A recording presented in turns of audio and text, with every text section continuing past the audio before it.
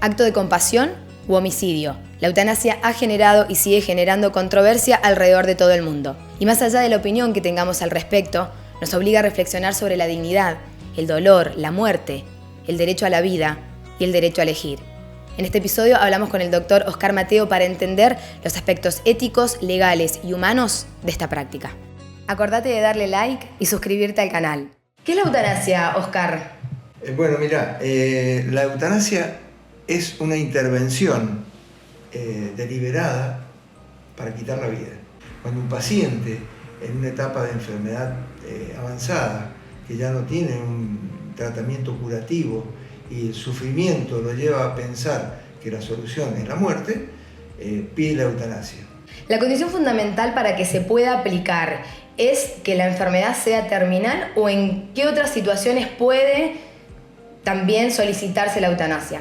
Fundamentalmente la condición es que la enfermedad sea avanzada. No me gusta hablar de enfermedad terminal porque para mí la enfermedad terminal es ponerle un límite a la vida, y la vida, el límite lo pone, siempre digo yo, el paciente o alguien más grande.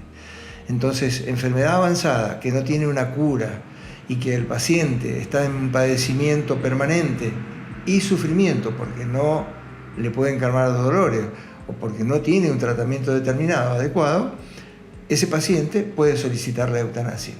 Pero sí, esto es en los lugares en donde la eutanasia... Exacto, y vamos a hablar de eso. Existe como condición legal.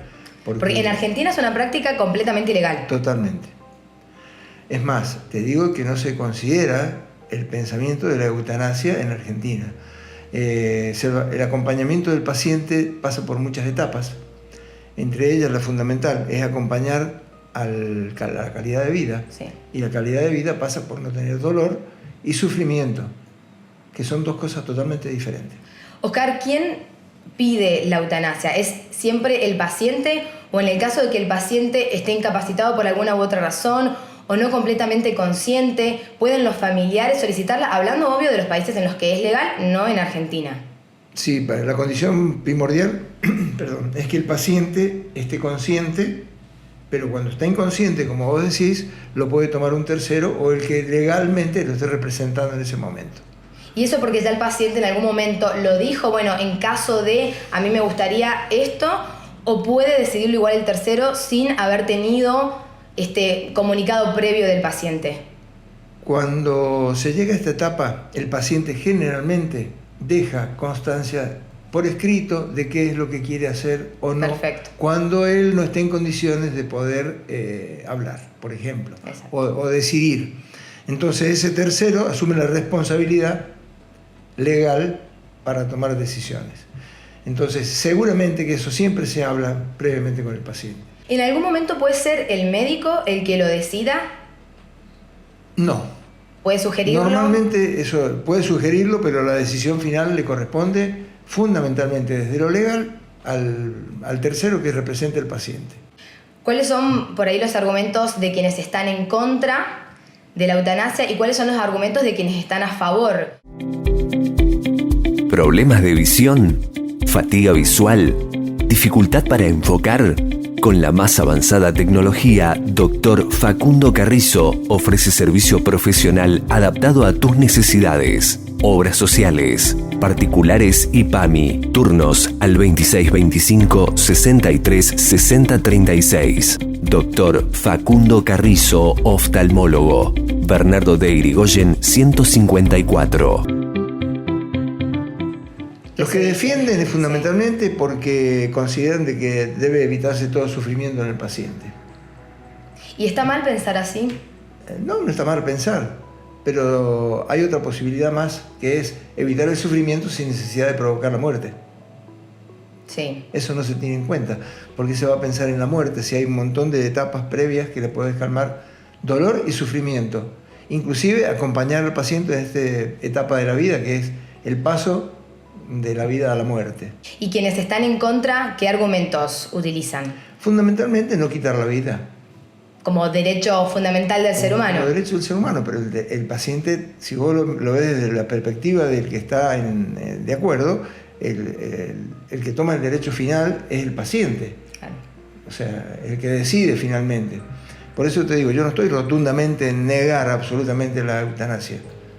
No estoy de acuerdo por este concepto de ética. Claro, es que por un lado está el derecho fundamental, uno de los principales del ser humano, que es el derecho a la vida, claro está.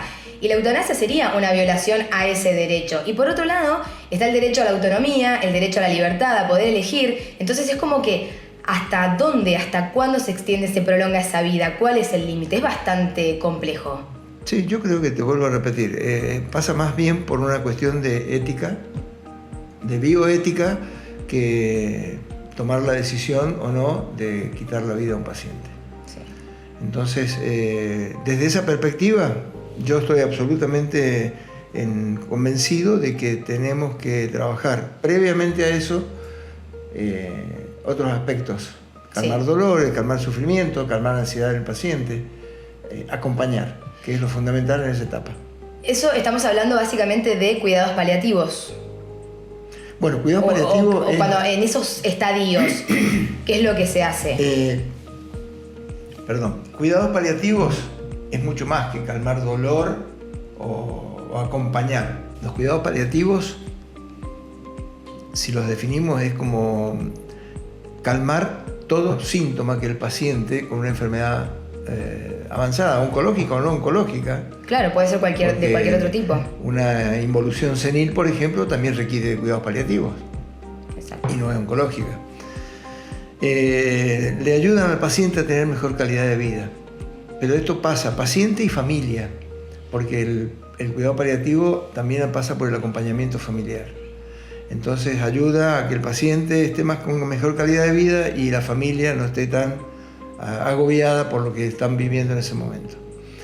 Y el cuidado paliativo no se aplica solamente en las etapas final de la vida o en la enfermedad muy avanzada. Debería el cuidado paliativo ir de la mano de los tratamientos médicos curativos. Por ejemplo, en pacientes que van a un tratamiento con quimioterapia o con radioterapia, hacer cuidados paliativos en ese paciente le ayuda también a tener menos sufrimiento de dolores, claro, menos ansiedad, saber qué es lo que va a pasar cuando llegue el momento de la aplicación de los tratamientos. Y por otro lado, le brinda esta calidad de vida de la que estamos hablando. Es un acompañamiento integral. Total. Es lo que hablábamos del dolor, que obviamente que es fundamental, depende de qué enfermedades, pero también un acompañamiento psicológico, un acompañamiento a las familias en algunos casos. Totalmente, inclusive abarca hasta la etapa del duelo. Claro. Es decir, el paciente, una vez que fallece, la familia muchas veces queda boyando, no tiene contención. Volviendo a estos argumentos que decíamos recién de quienes están en contra, de quienes están a favor de la eutanasia, mucho pasa por quienes dicen, quienes la defienden, que tiene que ver básicamente con esto, con dolores insoportables en ciertas etapas y también un poco con que parece que se pierde la dignidad el estar en esa situación. ¿Los cuidados paliativos realmente ayudan a esto? Con seguridad que sí. El cuidado paliativo está abarcando el tema del dolor como primordial. Perfecto. Y para calmar dolor hay medicamentos, entonces si no está el dolor calmado es porque la medicación no está siendo adecuada, tanto en medicamentos como en dosis. Lo que vestís refleja lo que tenés dentro, lo que querés mostrar al mundo, lo que sentís y vivís. Queremos que siempre brilles, te sientas segura de vos misma y muestres tu mejor versión.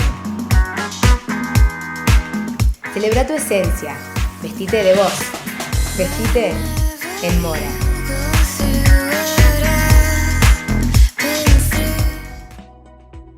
Esto que comúnmente conocemos, lo llamamos nosotros como desconectar al paciente cuando está en estado vegetativo, cuando está en coma. ¿Eso se considera eutanasia o es algo completamente distinto? Depende, porque generalmente cuando se desconecta al paciente se ya considera una muerte cerebral, entonces el paciente estaría muerto. Lo que está funcionando nada más en un sistema fisiológico en forma artificial, sí, que eso también ya es parte de un encarnizamiento terapéutico. Claro, sí, pasa por el otro lado, ya por el otro extremo. Te vas desde el extremo de la eutanasia al encarnizamiento terapéutico. ¿Qué significa esto? Seguir aplicando tratamientos médicos agresivos a un paciente que sabes que no tiene ninguna posibilidad de vida. ¿No hay forma de que estos pacientes se recuperen? Hay pacientes que no. Cuando ya tienen una muerte cerebral, ¿no? Claro, viste que fue muy conocido el caso de Gustavo Cerati, por ejemplo. Vos me decís, se hace la desconexión. ¿Y qué estás desconectando? Y estás desconectando un aparato que sostiene una vida artificialmente. Claro. Nada más. Sin ese aparato la vida no existiría. Eso sí se hace en Eso nuestro sí país. se llama encarnizamiento terapéutico. Claro. Continuar en eso es encarnizamiento terapéutico. Más allá del lugar en el que uno decida posicionarse respecto a la eutanasia, es un tema difícil porque la situación es por demás compleja. Y pienso en dos actores fundamentales más allá del paciente, que es el principal, por supuesto, pero después pienso en las familias, que hablábamos recién, si en el caso de la eutanasia hay acompañamiento para las familias también. Yo desconozco exactamente cómo se maneja el posterior, pero tiene que haber acompañamiento familiar seguramente. Y todo esto no se decide de un día para otro. Entonces lo más probable es que esto haya un acompañamiento previo al momento de la eutanasia. Y por otro lado pienso en el médico, que en definitiva es quien lleva a cabo la actividad, la práctica. ¿Puede haber un importante impacto psicológico en estos médicos que lo realicen? Yo pienso que sí, pero tiene que estar también contemplado en la decisión y en el pensamiento que tenga este profesional respecto de la eutanasia. Si estás convencido de que lo que estás haciendo es lo beneficioso para el paciente, difícilmente vaya a tener mucho impacto. Es difícil en el país que es legal, por ejemplo, en los países en los que es legal, que el paciente esté que el médico esté en contra. No, porque eso pasa por una cuestión de bioética, es decir, el médico puede estar como persona o como profesional en una postura diferente a lo que el resto de los colegas opinen. Sí. Haber sido legal no quiere decir que todo el mundo esté de acuerdo. Exacto, por eso para ese médico que por ahí no está de acuerdo y que a lo mejor tiene que realizar la práctica porque es lo que... No va a realizar. No hay... No, solamente lo va a realizar un equipo que esté de acuerdo con el tema. Entiendo. No, esto no se hace que te digan tenés que hacer tal acto médico y tenés derecho totalmente a negarte. Se puede, por más de que sea... supongamos, no sé, en Países Bajos creo que es legal. Sí, pero se busca un equipo profesional que esté de acuerdo y que vaya a ser el que va a hacer el acto. Bien, entiendo. Sí. ¿Te pasó a vos en algún momento que algún paciente te preguntara, te consultara, te lo pidiera quizás? No. ¿Nunca? No. En realidad no, y te vuelvo a repetir, yo tengo el tema de la eutanasia como en un lugar muy, muy chiquito, porque considero que hay mucho más para trabajar mientras hay vida. ¿Se realiza en la clandestinidad? No lo conozco, no lo sé. Posiblemente, pero no lo sé. Exacto. Cerramos con tu opinión, Oscar. Estabas hablando de esto, de la importancia de la vida, de acompañar esa vida en estas etapas quizás no terminales, que nos corregías, sino en una enfermedad avanzada. Cerramos con tu opinión. Bueno, yo considero de que el paciente tiene el derecho absoluto a decidir sobre su cuerpo. Eso se llama autonomía total. Y mientras haya autonomía y mientras haya decisiones personales, puede negarse a recibir tratamientos, puede decidir no hacerlos y tiene todo el derecho del mundo y necesita recibir acompañamiento. Es decir, porque un paciente se niegue a hacer un tratamiento determinado, no quiere decir que tenga que quedar solo a la deriva. Siempre hay cosas para trabajar, acompañar, calmar dolores y calmar sufrimiento fundamentalmente. Esto sería acompañamiento y acompañar, si quieren, el duelo, en el previo al duelo. Se llama duelo anticipado. Perfecto. Gracias, Oscar. No hay por qué. Un gusto. Esto fue Hola Doctor. Hasta la próxima.